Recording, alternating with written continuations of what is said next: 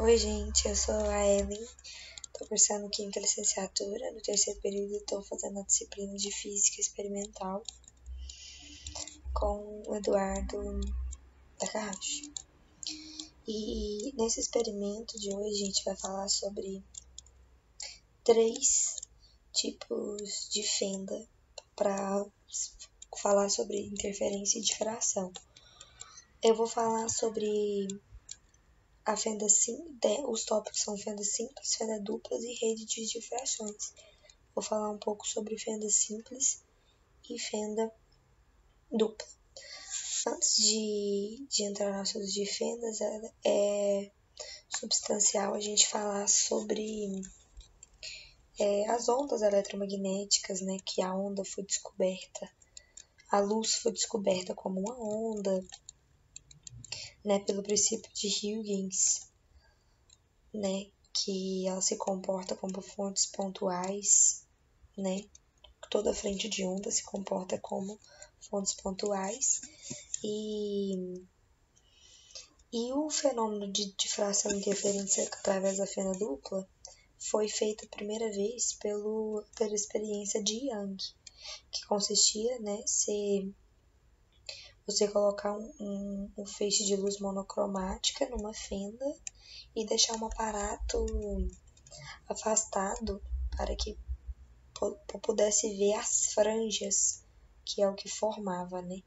E a principal diferença entre a fenda simples e a fenda dupla, além das fórmulas, né, que envolve quadrado, seno quadrado e, enfim, são porque a fenda simples, ao você colocar uma luz, ela vai sofrer o fenômeno de difração, que vai ter o espalhamento da onda, que é o termo que eles usam. E a fenda dupla consiste, né, experimentalmente assim, processo experimental consiste na mesma coisa, né? São processo de duas fendas simples. Só que vai ocorrer o fenômeno de quê? De interferência. E porque você vai ter uma onda, mas só que vai ter, tipo, duas fendas, então ela vai passar, essa luz monocromática, ela vai passar sem,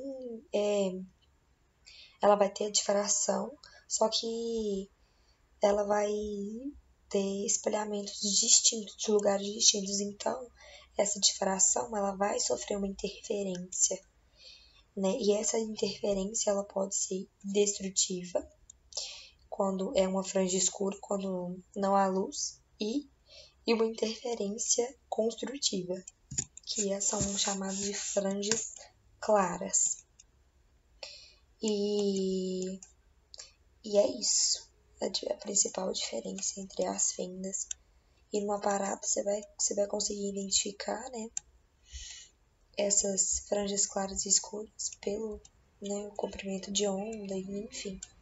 E agora eu vou passar a palavra para os meus outros colegas para falar um pouco mais sobre rede de difrações e a diferença entre eles. Obrigada.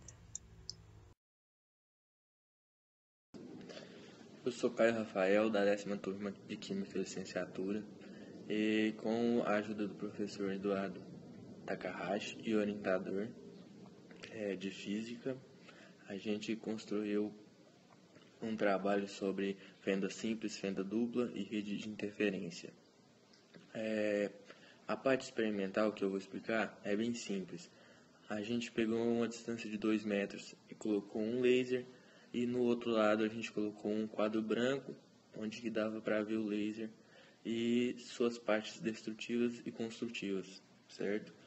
A gente mediu a diferença entre elas, nos 3 casos, na fenda simples, dupla e rede de interferência, com um paquímetro para saber a distância entre elas e calcular, assim, as partes destrutivas e construtivas e saber no gráfico como que elas se aproximam e qual que é a distância entre elas, correto?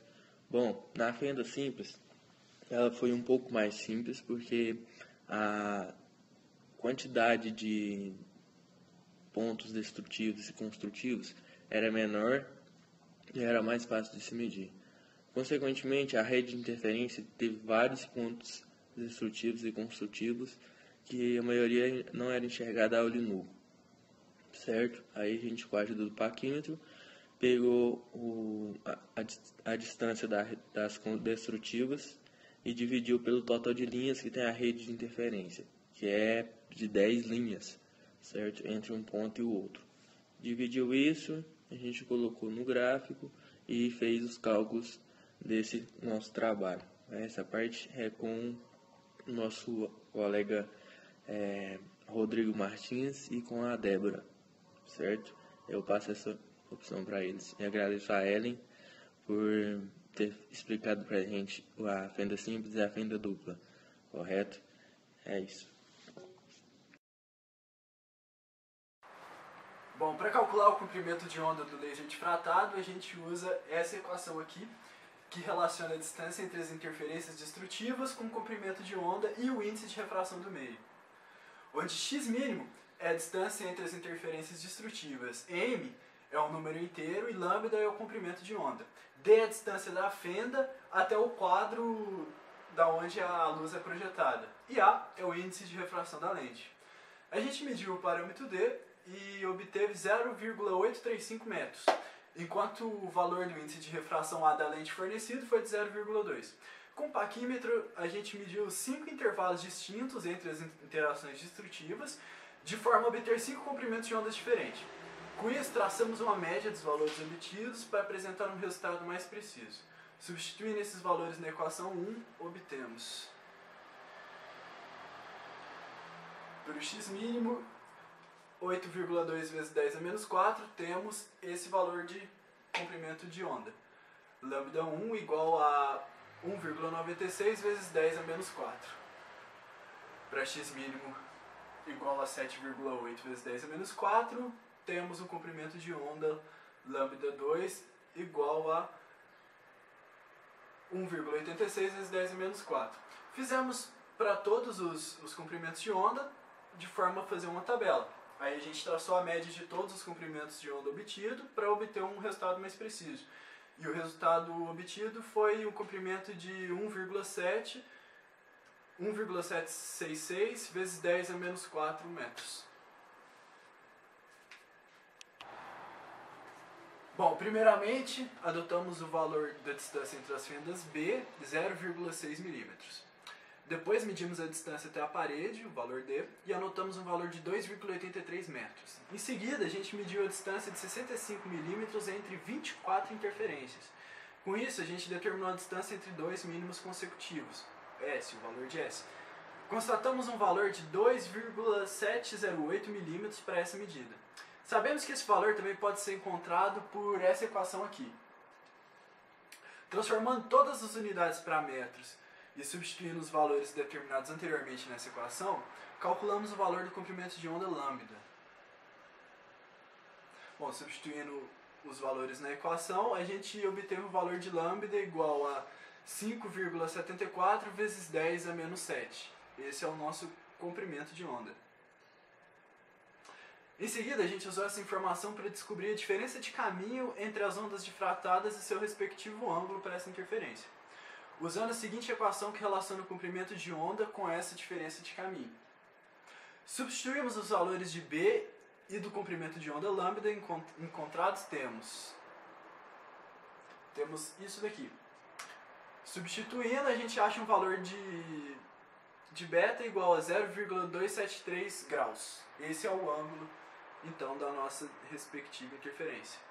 Conforme ilustrado pela figura, a diferença de caminho das ondas é dada por B seno beta, que ao resolvermos encontramos um valor de 2,865 vezes 10 a menos 7. Então a gente conclui que essa é a diferença de caminho entre as ondas percorridas para aquela interferência, 2,865 vezes 10 a menos 7 metros. Bom, primeiro a gente mediu a distância entre duas interações construtivas, as franjas claras, e anotamos um valor de 2,02 milímetros para esse valor. que é o nosso YM da equação. Em seguida, medimos a distância do anteparo até a parede onde a luz é projetada. E anotamos um valor D, a distância, de 2,87 metros. Depois, a gente calculou a menor distância entre cada fenda na rede de difração. A gente utilizou uma rede de 10 linhas por milímetro. Então, se em 10 linhas eu tenho 1 milímetro, quantos milímetros eu vou ter em uma linha? Fazendo essa regra de 3 simples, a gente achou o valor de D igual a 0,1 milímetro. Em seguida, substituímos esse valor nessa seguinte equação, onde M assume valores inteiros por se tratar de interferências construtivas. Bom, substituindo e fazendo a conta, a gente achou um valor lambda de 7,04 vezes 10 a menos 8 metros. Esse é o valor do nosso comprimento de onda. Utilizando o valor desse comprimento de onda, a gente calculou o valor da inclinação correspondente àquela interação construtiva, o ângulo θ. Substituindo o valor de lambda na equação dos máximos, a gente tem isso daqui. Resolvendo toda a parte algébrica e fazendo a conta, a gente acha um valor de θ de 0,04 graus, que é a inclinação correspondente àquela respectiva interação.